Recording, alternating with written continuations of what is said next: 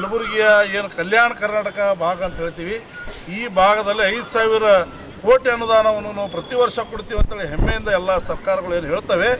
ಇದಕ್ಕೆ 5,000 ಕೋಟಿ ಹಣವನ್ನು ನೀವು ನಿಜವಾಗ್ಲೂ ಬಳಕೆ ಸರಿಯಾದ ರೂಪದಲ್ಲಿ ಆಗಿದ್ದರೆ ಇಂಥ ಒಂದು ಪರಿಸ್ಥಿತಿ ಇವತ್ತು ಕಾಲಿಗೆ ನೋಡ್ತಾ ಇದ್ದೀರಿ.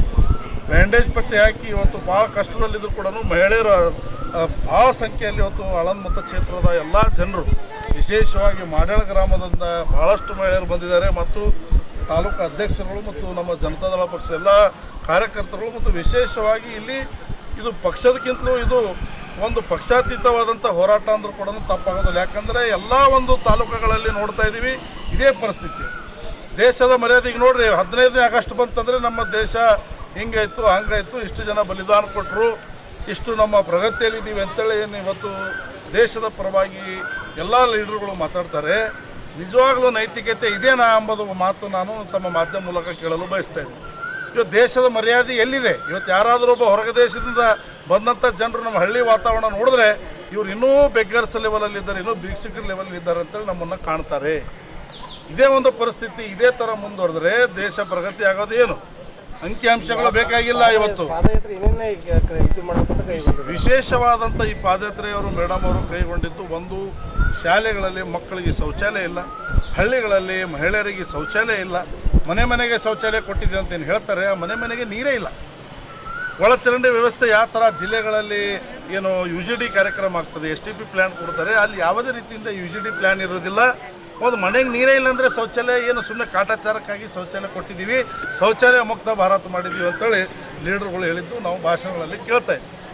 ಇದನ್ನು ಕಡಿವಾಣ ಹಾಕೊಳ್ಳೋ ಇವತ್ತು ಮಹಿಳೆಯರ ರೋಡಿಗಳಂಥ ಪರಿಸ್ಥಿತಿಗೆ ಬಂದಿದೆ ನಮ್ಮ ಕಲ್ಯಾಣ ಕರ್ನಾಟಕ ಭಾಗದಲ್ಲಿ, ವಿಶೇಷವಾಗಿ ಆಳಂದ ತಾಲೂಕಿನ. ಇಂಥ ಒಂದು ಪರಿಸ್ಥಿತಿ ಕೇವಲ ಆಳಂದ ತಾಲೂಕಲ್ಲ, ಸಂಪೂರ್ಣ ಇವತ್ತು ನಮ್ಮ ಕಲ್ಯಾಣ ಕರ್ನಾಟಕ ಎಲ್ಲ ಮೂಲೆಯಲ್ಲಿ ತಾವು ಮಾಧ್ಯಮದವ್ರಿಗೂ ಬರ್ತಿರೋ ವಿಚಾರ.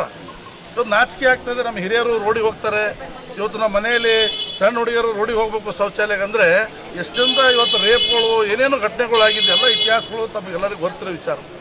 ಇದೇ ಥರ ದೇಶ ಮುಂದುವರೆದರೆ ನಾವು ಯಾವ ರೀತಿಯಲ್ಲಿ ಪ್ರಗತಿ ಸಾಗಿಸ್ತೀವಿ ಎಂಬುದು ಪ್ರಶ್ನೆ ಇವತ್ತು ಕಾಡ್ತಾ ಇದೆ. ಇದನ್ನು ಗಮನದಲ್ಲಿಟ್ಕೊಂಡು ಮೇಡಮ್ ಅವರು ಪ್ರತಿ ಸಲ ಹೇಳಿ ಅಧಿಕಾರಿಗಳನ್ನ ತರಾಟೆಗೆ ತಗೊಂಡು ತಾವೆಲ್ಲ ನೋಡ್ತಾ ಇದ್ದೀರಿ ಸೋಷಿಯಲ್ ಮೀಡಿಯಾದಲ್ಲಿ.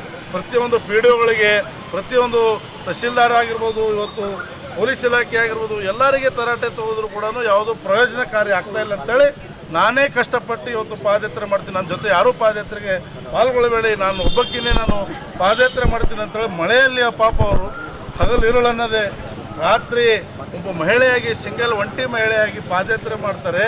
ನಮ್ಮ ಜಿಲ್ಲಾಧಿಕಾರಿಗಳು CS ಗಳು ಹೋಗಿ ಅವರಿಗೆ ಸಾಂತ್ವನ ಹೇಳಿ ಪಾದಯಾತ್ರೆ ಹಿಂಪಡೀರಿ ಅಂತಂದ್ರೆ ಹೇಳೋ ನೈತಿಕತೆ ಇಲ್ಲ.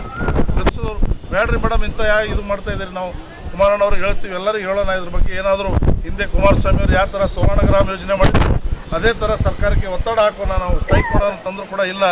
ಎಲ್ಲ ಮುಗಿದು ಹೋಗಿದ್ದು ಅಧ್ಯಾಯ ಆಗಿದೆ. ಇನ್ನು ಇದೇ ಇದೆ.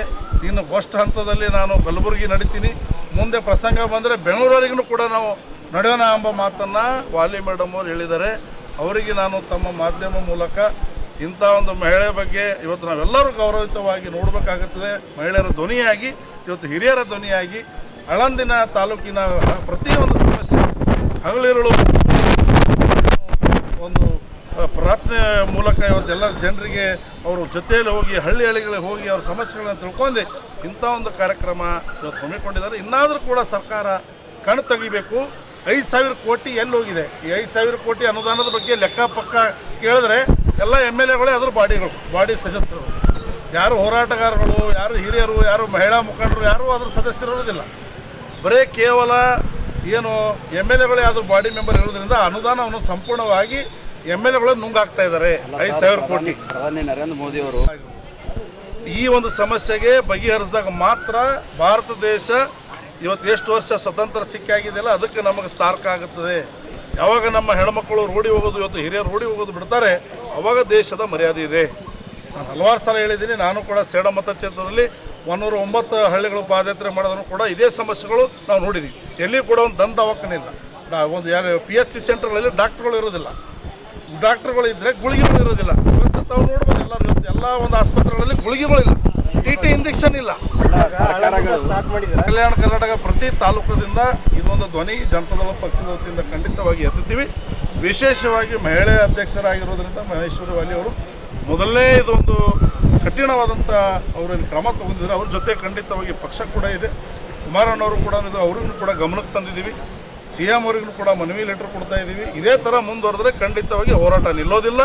ಎಲ್ಲಿವರೆಗೆ ಜಯ ಸಿಗೋದಿಲ್ಲ ಅಲ್ಲಿವರೆಗೆ ಹೋರಾಟ ನಿರಂತರವಾಗಿ ಮಾಡೋಂಥದ್ದು ಪ್ರಾಮಾಣಿಕ ಪ್ರಯತ್ನ ನಮ್ಮ ಪಕ್ಷದ ಮಹಿಳೆಯರು ಇವತ್ತು ಮಾಡ್ತಾ ಇದ್ದಾರೆ. ಅಂದರೆ ನಮ್ಮ ಈ ಭಾಗದ ಜನರು ಇದ್ರ ಬಗ್ಗೆ ಯೋಚನೆ ಮಾಡೋ ಯಾವ ಮಹಿಳೆಯೂ ಕೂಡ ಇಂಥ ಒಂದು ಕೆಲಸ ಮಾಡಲಿಕ್ಕೆ ಮುಂದಾಗಿಲ್ಲ.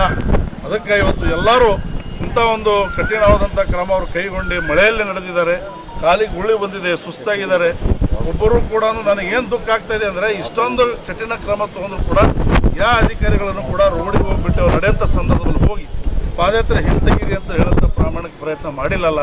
ಅಂದರೆ ಹ್ಯುಮ್ಯಾನಿಟಿನೇ ಹೋಗಿದೆ ಈ ಭಾಗದಲ್ಲಿ ಅಂತ ಹೇಳ್ತಾ ಇದ್ದೀನಿ.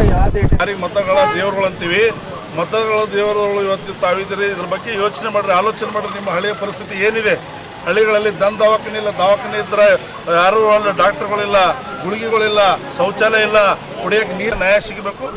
ಈಗ ಇದ್ದಂಥ CEO ಅವರು ಮುಂದಾಗಬೇಕು. ಬಂದಿದ್ರ ಬಗ್ಗೆ ಏನು ಆಳಂದ ತಾಲೂಕಿನಲ್ಲಿ ಅನೇಕ ಹಳ್ಳಿಗಳಲ್ಲಿ ಇವತ್ತು ಶೌಚಾಲಯ ಮುಕ್ತ ಮಾಡೋಂಥದ್ದೊಂದು ಜವಾಬ್ದಾರಿ ಇವತ್ತು RDPR ಇನ್ಚಾರ್ಜ್ CEO ಆಗಿರೋದ್ರಿಂದ ಅವ್ರಿಗೆ ಬರ್ತದೆ ಅಂತೇಳಿ ಇವತ್ತು DC ಅವ್ರ ಕಚೇರಿಗೆ ಹೋಗಿಲ್ಲ, ಇಲ್ಲಿ CEO ಅವ್ರ ಕಚೇರಿಗೆ ಬಂದಿದ್ದೀವಿ.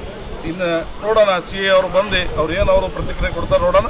ಅದ್ರ ಬಗ್ಗೆ ಅವ್ರು ಏನಾದರೂ ಬರೀ ಕೇವಲ ಬಾಯಿ ಹೇಳಿಕೆ ಅದಕ್ಕೇನೂ ಇಂಪ್ಲಿಮೆಂಟ್ ಮಾಡಿಲ್ಲ ಅಂದರೆ ಇದು ಹೋರಾಟ ಮುಂದುವರಿತು ಅಂತ ಹೇಳೋದು ಬಯಸ್ತಾ ಇದ್ದೀನಿ. ಮೇಡಮ್ ಅವ್ರು ನಮ್ಮ ಊರಿಗೆ ಬಂದಾಗ ನಾವು ಎಲ್ಲರೂ ಅವ್ರಿಗೆ ಕೇಳ್ಕೊಂಡಿವಿ. ಅವ್ರು ನಿಮ್ಮ ಸಮಸ್ಯೆ ಇದ್ದು ನನಗೆ ಗೊತ್ತಾಗ್ಲಿತ್ತದ ಅಂತೇಳಿ 2-3 ಸಾರಿ ನೋಡ್ಯಾರ. ನೋಡಿ ಸಲಿಯಕ್ಕೆ ಅವ್ರು ಪಾದಯಾತ್ರೆ ಮಾಡೋಗತ್ತಾರ. ಆದ್ರೂ ನಮ್ಮ ಊರಾಗ ದೊಡ್ಡ ಸಮಸ್ಯೆ ಅಂದ್ರೆ ಸಣ್ಣ, ಆದ್ರೂ ಬೆನ್ನಿಗೆ ದವಾಖಾನಿ ಆಗೋದು ನೀರ. ಇವು ದೊಡ್ಡ ಸಮಸ್ಯೆ ಇದು ನಮ್ಮ ಊರಾಗ. ಒಬ್ಬರು ಭೀ ಗೆದಿತಾರ, ಅವ್ರವ್ರ ಮನೆಗೆ ಹೋಗ್ತಾರ. ಈಗ ಕಸದ ಗಾಡಿ ಬರ್ತದ, ಎಣ್ಣೆ ಇಲ್ಲತ್ತೆ ಕಸದ ಗಾಡಿ ಬರಲ್ಲ, ಎಲ್ಲಿ ಬೇಕಲ್ಲಿ ಕಸ ಚೆಲ್ತಾರ. ಈಗ ನಳ ಮಾಡ್ಯಾರ, ಎಲ್ಲಿ ಬೇಕಲ್ಲಿ ಒಡೆದು ಹೋಗ್ಯಾವ, ನಳದ ನೀರಿಲ್ಲ. ಒಟ್ಟ ನಮ್ಮ ಊರಾಗ ಯಾರು ಕೇರೇ ಮಾಡಲ್ಲ. ಬರ್ತಾರ, ಹೋಗ್ತಾರ, ನೋಡ್ತಾರ, ಮಾಡ್ತೇ ಹೋಗ್ತಾರ. ಸಣ್ಣ ಸರಿ ಹಿಂಗೆ ಪಾಳಿ ನಿಂದಿರ್ಬೇಕಾದ್ರೆ ಒಂದು ಮನುಷ್ಯ ಹೋಗ್ಬೇಕಾದ್ರೆ 8-10 ಮಂದಿ ಆದ ಬಳಿಕ ನಾವು ಒಬ್ಬರು ಹೋಗ್ಬೇಕು. ಮೈ ಮ್ಯಾಗ ಬಂದ್ರೆ ನಾವೇನು ಮಾಡಾರಿ, ನಾವು ಪಾಳಿ ನಿಂತೀವಿ ಅಂತಾರ. ಈಗ ಒಬ್ಬರ ಮ್ಯಾಗ ಒಬ್ರು ಹಾಕಿ ಆ ಪಾಳಿನೇ ಬಿಡಲ್ಲ. ಈಗ ನಾವು ಹೋಗೋದು ಹೆಂಗೆ, ಮುಂದೆ ರೋಡ್ ಅದ, 2 ಇರ್ಲಿಕ್ಕೆ 4 ಸಂಡಾಸ್ ಅವ, 4 ಸಂಡಾಸ್ 4 ಖರಾಬ್ ಮಾಡಿರ್ತಾರೆ. 4 ಸಂಡಾಸ್ ಮ್ಯಾಗ 8-10 ಮಂದಿ ಒಂದೊಂದು ಪಾಳಿ ನಿಂತ ಮ್ಯಾಗ ಈಗ ಒಬ್ಬರು ಹೋದವ್ರಿಗೆ ಜರ ಬಿಡ್ರಿ ನಮ್ಗೆ ಅರ್ಜೆಂಟ್ ಅದ ಅಂದ್ರೆ ಇಲ್ಲ ನಮ್ಗೆ ಅರ್ಜೆಂಟ್ ಅದ ಅಂತಾರೆ. ಮಕ್ಕಳು ಮರಿ ಬಿಟ್ಟು ಬಂದೀವಿ ಅಂತಾರೆ. ಒಟ್ಟ ಯಾರು ಭೀ ಕೇರ್ ಇಲ್ಲ. ಗಂಡ್ಸ್ ಮಕ್ಕಳು ಮನೆಯಾಗ ಭೀ ಏನು ನೋಡ್ತಾರೆ, ಹೋಗಿ ಬರೀ ರೋಡ್ ಮೇಗೆ ನಡೀತಾರೆ. ನಾವು ರೋಡ್ ಮೇಗೆ ನಿಂದಿರ್ತೀವಿ. ಆದ್ರೂ ನಿಂತು ನೋಡಿ ನಕ್ಕೋತ್ ಹೋಗ್ತಾರೆ, ನಕ್ಕೋತ್ ಬರ್ತಾರೆ. ನಮ್ಮ ಹೆಣ್ಮಕ್ಳ ಪರಿಸ್ಥಿತಿ ಒಬ್ಬರು ಭೀ ಅರ್ಥ ಮಾಡ್ಕೊಳ್ಳಲ್ಲ. ಊರಾಗ ದೊಡ್ಡ ಸರ್ಕಾರ ದವಾಖಾನೆ ಅದ, ಬಾಣ್ತನ ಮಾಡ್ಕೋದು ಹೆಸರು ಹಚ್ಚಕ್ಕೆ ಹೋದ್ರೆ ನಿಂಬರ್ಗಿ ಕಳ್ತಾರ. ಯಾಕೆ ಅಂತ ಕೇಳಿದ್ರೆ ನಮ್ಗೆ ನೀರು ಅನ್ಕೊಲಿಲ್ಲ, ಡಾಕ್ಟರ್ ಬರಲ್ಲ, ನಾವೇನು ಮಾಡಾರಿ ಅಂತಾರ. ವಾರದಾಗ ಒಂದ್ಸರಿ ಡಾಕ್ಟರ್ ಬಂದು ಹೋಗ್ತಾರ. ಖರೆ ಇದ್ದವ್ರು ಯಾರು 2 ಗೋಳಿ ಕೊಡ್ತಾರೆ, ಮನೆಗೆ ಕಳ್ತಾರೆ. ಹೆಸರಿಗೆ ಸರ್ಕಾರ ದವಾಖಾನೆ ಅದು. ಊರಾಗ ಒಂದು ಬಾಣ್ತನಾಗಲ್ಲ, ಏನು ಚಂದ ಗೋಳಿ ಔಷಧ ಕೊಡಲ್ಲ. ಸಂಡಸ್ ಹೋಗ್ಬೇಕಾದ್ರೂ ಪಾಳಿ ಮ್ಯಾಗ ನಿಂತು ಸಂಡಸ್ ಮಾಡಿ ಬರ್ಬೇಕು. ಮನೆಗೊಂದು ಬಾತ್ರೂಮ್ ಊರಾಗ ನಳ ಇಲ್ಲ, ನೀರಿಲ್ಲ. ಮನೆಗೆ ಯಾರು ಬೋರ್ ಇದ್ದವ್ರ ಮನ್ಯಾಗ ಜಾಗ ಇಲ್ಲ. ಹಿಂಗಾಗಿ ನಮ್ಗೆ ಸಣ್ಣ ಸಮಸ್ಯೆ ಪಕ್ಕೊಳ್ಳೋದ. ಯಾರು ಎತ್ತಾರ ರೊಕ್ಕ ಡಬ್ಬ ಇಟ್ಟಿ ರೊಕ್ಕ ಎತ್ತವ್ರು ಊರಾಗ ಎತ್ತಾರಿ. ಪಂಚಾಯತಿ ಮಾಡೋರು ಯಾರು ಎತ್ತಾರ ಅಂದ್ರೆ ಏನ್ ಹೇಳ್ಬೇಕ್ರಿ? ಪಂಚಾಯತಿ ಕಡ್ದವ್ರು ಎತ್ತಾರಿ. ಈ ಪಂಚಾಯತಿ ಕಡ್ದ ಕಸದ ಗಾಡಿ ಬರ್ತದ, ಯಾಕೆ ಬಂದಿಲ್ಲ ಅದ್ ನಾವು ಕೇಳಿದೆ ಅಂದ್ರೆ ಗಾಡಿಗೆ ಎಣ್ಣೆ ಇಲ್ರಿ ಮೇಡಮ್, ನಾವ್ ಏನ್ ಮಾಡ್ಬೇಕಂತ ಗಾಡಿ ಅವತ್ತಾನ ಅವ್ರು ಹಾಕಲ್ಕ ಗಾಡಿಗೆ ಎಣ್ಣೆನೇ ಹಾಕಲ್ಲ. ಊರಾಗ ಎಲ್ಲಿ ಬೇಕಲ್ಲಿ ಕಸ ಚೆಲ್ಲಿ ಬಿಡ್ತಾರ. ಅದಕ್ಕೆ ತಕ್ಕ ಊರಾಗ ಗಾಡಿ ಬಿಟ್ರು ಅದಕ್ಕೆ ಎಣ್ಣೆಯಾಗ ಊರಾಗ ಗಾಡಿ ಬರ್ತದೆ. ನಾಲಿ ತೆಗ್ಲಿಕ್ ಬರಲ್ಲ, ನಾಲಿ ತುಂಬ್ತಾವ. ಮಕ್ಕಳು ಹೋಗ್ಬೇಕಾದ್ರೆ ಏನೂ ಇಲ್ಲ. ನೀರ್ ಟಾಕಿ ಮೇಲೆ ನೋಡ್ರಿ ಹಿಂಗ್ ಗಲೀಜ್ ಅವೇ ನೀರ್ ಕುಡಿಬೇಕು. ಸ್ಟಾರ್ಟ್ ಮಾಡಿದಿರಿ ಮತ್ತು ಯಾತಕ್ಕೋಸ್ಕರ ಮಾಡಿದಿರಿ? ಜಿಲ್ಲೆದಲ್ಲಿ ಇಷ್ಟೆಲ್ಲ ಲೀಡರ್ಸ್ ಇದ್ದಾರೆ, ಅವ್ರು ಯಾರು ಕೆಲಸ ಮಾಡಕ್ಕೆ ಅಂತ ಏಬಲ್ ಇದ್ದಿದ್ರು ಅಂದರೆ ಈ ಪರಿಸ್ಥಿತಿ ಬರ್ತಿರ್ಲಿಲ್ಲ ಸರ್. ತಮಗೂ ಕೂಡ ಗೊತ್ತು. ನಾನು ಎಷ್ಟೊಂದು ದಿವಸದಿಂದ ಬಹಳ ಹೋರಾಟ ಮಾಡ್ತಾ ಇದ್ದೀನಿ. ಆದರೆ ಈ ಹೋರಾಟ ನಾನು ಕೈ ಎತ್ಕೋಬೇಕಾದ್ರೆ ನನಗೆ ಫಸ್ಟ್ ಆಗಿದ್ದು ಮನಸ್ಸಿಗೆ ನೋವು. ಯಾರಾದರೂ ರಾಜಕೀಯ ಅನ್ಕೊಳ್ಳಿ, ಡೊಂಗಿ ಅನ್ಕೊಳ್ಳಿ, ಬೆಕ್ಕಾಗಿದೆ ಅನ್ಕೊಳ್ಳಿ, ಅದು ನನ್ನ ತಲೆ ಕೆಡ್ಸ್ಕೊತಾ ಇಲ್ಲ. ನನಗೆ ಹೆಣ್ಮಕ್ಳ ಕಣ್ಣೀರು ನಮ್ಮ ತಾಲೂಕಿನಲ್ಲಿ 6ನೇ ತಾರೀಕು ನಿನ್ನೆ ಬೆಳಿಗ್ಗೆ 10 ಗಂಟೆಗೆ ಆಳಂದ ಬಸ್ ಸ್ಟ್ಯಾಂಡಿಂದ ಪಾದಯಾತ್ರೆ ಚಾಲನೆ ಕೊಟ್ವಿ. ಅಲ್ಲಿಂದ ಬಂದುಬಿಟ್ಟು ಇಲ್ಲಿ ಮುಂದೆ ನಮ್ಮ ಪಟ್ನಾ ಹತ್ರ ಒಂದು ನಮ್ಮದು ಇರಲಿಕ್ಕೆ ವ್ಯವಸ್ಥೆ ಮಾಡ್ಕೊಂಡಿದ್ವಿ. ಅಲ್ಲಿಂದ ನಾವು ಇವಾಗ ಬೆಳಿಗ್ಗೆ ಬಿಟ್ವಿ. 100 ಜನ ಹೆಣ್ಮಕ್ಳು ನನ್ನ ಜೊತೆ ಪಾದಯಾತ್ರೆ ಬರ್ತೀನಂದ್ರು. ಬಟ್ ನನ್ನ ಮನಸ್ಸು ಒಪ್ಪಲಿಲ್ಲ. ನಾನಂತೂ ಕಷ್ಟಪಡ್ತಾ ಇದ್ದೀನಿ, ನನ್ನ ಜೊತೆ ನೀವು ಕಷ್ಟಪಡಬೇಡಿ, ನಿಮಗೋಸ್ಕರ ನಾನು ಒಬ್ಬಳೇ ಕಷ್ಟಪಡ್ತೀನಿ ಅಂತ ರಿಕ್ವೆಸ್ಟ್ ಮಾಡ್ಕೊಂಡಾಗ ನನ್ನ ಹೆಣ್ಮಕ್ಳು ಬರ್ತೀನಿ ಅಂತ ತುಂಬ ಹಠ ಮಾಡಿದ್ರು.